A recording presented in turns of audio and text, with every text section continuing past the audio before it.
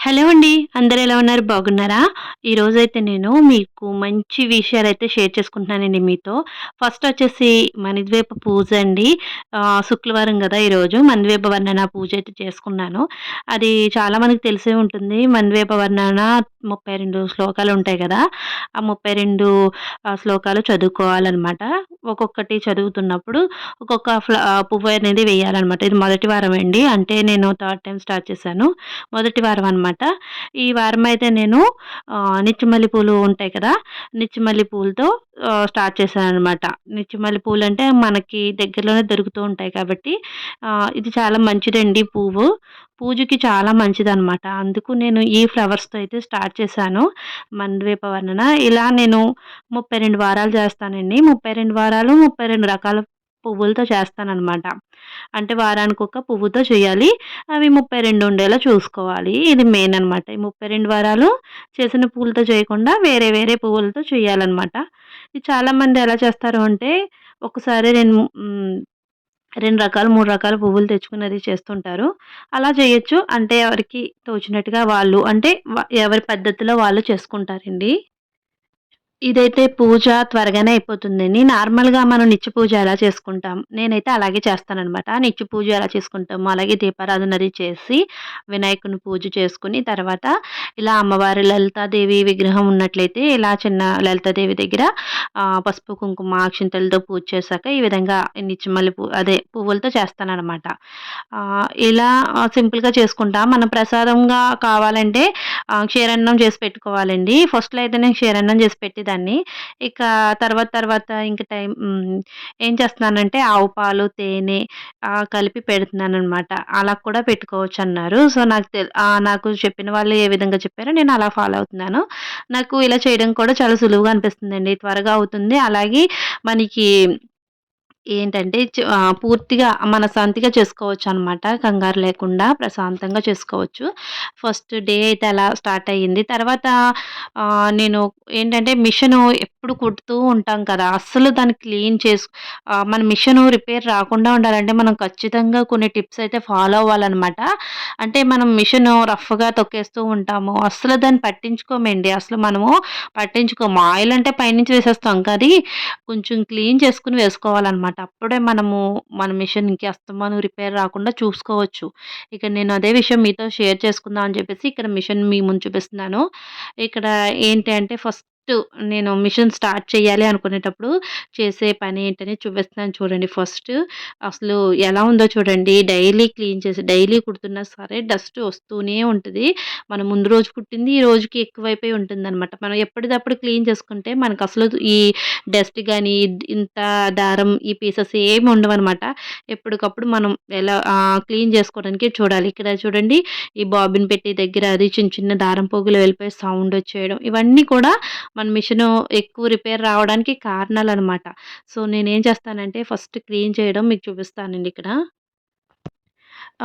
ఇక చూడండి డస్ట్ అయితే ఒక 2 డేస్‌కి క్లీన్ చేసినా సరే చాలా ఎక్కువొచ్చిందండి. మీకు మొత్తం క్లీన్ చేసాక ఎంతొచ్చిందో కూడా చూపిస్తాను.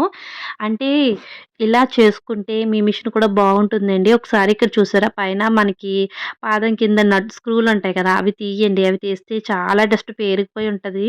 అంటే రెగ్యులర్‌గా చేసినా సరే అలా డస్ట్ ఉంటదనమాట. నేను ఒక 2 డేస్ ఏదో అయినట్టుంది ఇలా క్లీన్ చేసుకొని. ఒక 2 డేస్, 3 డేస్‌కోసారి చూస్తే ఎంత డస్ట్ ఉందో చూసారా?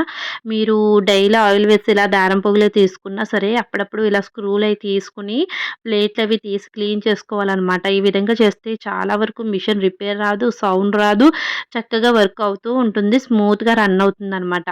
టైలర్స్ ఏం చేస్తారండి, చక్కగా వాళ్ళు అలా క్లీన్ చేసుకొని మిషన్ స్టార్ట్ చేస్తారు. ఫుల్లుగా ఆయిల్ పెడతారండి మిషన్‌కి. ఆయిల్ పెట్టకపోతే మిషన్‌కు తుప్పు పెట్టినట్టు అవి మనం టీ అది, కాఫీ అలా తాగుతాం. వాటికి ఆయిల్ ఉండాలండి. అలాగే మనం బ్రష్ చేయకుండా ఏ పని స్టార్ట్ చేయం కదా! అలాగే వీటిని క్లీన్ చేసుకొని అప్పుడు మనం ఇవన్నీ మిషన్ అది కుట్టుకుంటూ ఉండాలనమాట. ఇలా రెగ్యులర్‌గా మిషన్స్ కుట్టేవాళ్ళు లేదా అప్పుడప్పుడు కుట్టినా సరే ఒక్కొక్కసారి ఇలా తీసి క్లీన్ చేసుకొని అప్పుడు ఆయిల్ పెట్టండి. ఇలా చిన్న చిన్న ఈ సందుల్లోంచి రాదు కదా! అలాంటప్పుడు ఇది ఉంటది. దీన్ని సీమ్ రిప్పర్ ఏదో అంటారు. పేరు మర్చిపోయానండి.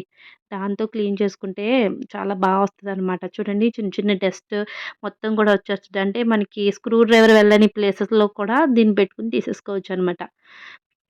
చూసారా దారం పోగులవిని. ఈ దారం పోగులు కూడా కాదండి. చిన్న చిన్న దారం ముక్కలనమాట అవన్నీని కలిపి ఉండలాగా అయిపోతుందనమాట. సో, శుభ్రంగా అవి తీసాక అప్పుడు ఆయిల్ పెట్టండి. ఆయిలు ఇలా డ్రాప్స్ వేయండి. ఇక్కడ నేను హెడ్‌ని కూడా పైకి వెత్తట్లేదు. జస్ట్ వాళ్ళిచ్చిన హోల్స్‌లోనే వేస్తున్నాను. మీరు డీప్ క్లీన్ చేసినప్పుడు మొత్తం హెడ్ కూడా తీసేసి అన్నీ క్లీన్ చేస్తే చాలా బావుంటుందండి మిషను. నేను డీప్ క్లీన్ చేసినప్పుడు తప్పకుండా మీకు వీడియో షేర్ చేసుకుంటాను. ఈరోజు వీడియోలో కొంచెం డిఫరెంట్‌గా వ్లాగ్ టైప్‌లో పెట్టానండి.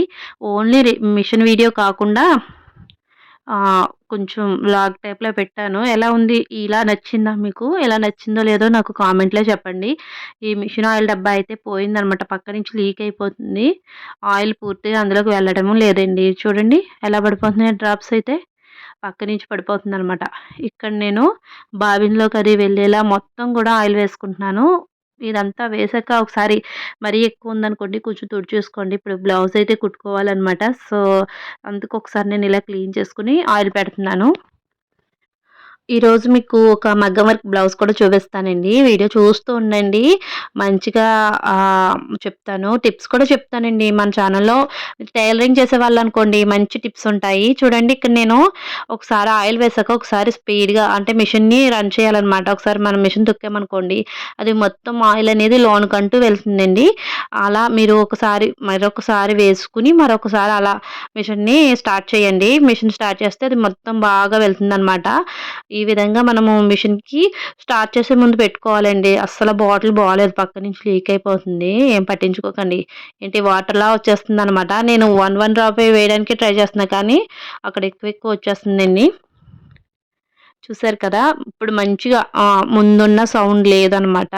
సౌండ్ అయితే నాయిస్ ఎక్కువ వస్తుందండి నా మెషిన్. ఎందుకంటే నేను రీసెంట్‌గా మోటార్ వేయించుకున్నా అనమాట. ఈ మోటార్ వేయించినప్పటి నుంచి సౌండ్ కూడా ఎక్కువొస్తుంది. ఇంకా తప్పక అలా రన్ చేస్తున్నాను. చూడండి ఆయిల్ అలా మొత్తం గలీజ్‌గా అయిపోయింది. ఎందుకంటే మొత్తం పక్క నుంచి అవి డ్రాప్స్ పడిపోవడం వల్ల. ఓకే. మీకు ఇప్పుడు బ్లౌజ్ కూడా చూపించేస్తాను చూడండి. ఇది మగ్గం వర్క్ బ్లౌజ్ అనమాట. అంటే మాకు తెలిసిన వాళ్ళు వర్క్ చేయించుకున్నారు. తన బ్లౌజ్ అనమాట ఇది. నేను డిజైన్ బావుందని చెప్పి షూట్ చేసి మీకు చూపిస్తున్నాను. నాకు మగ్గం వర్క్ వచ్చండి. మగ్గం వర్క్ వీడియోస్ కూడా మన ఛానల్‌లో ఉన్నాయి.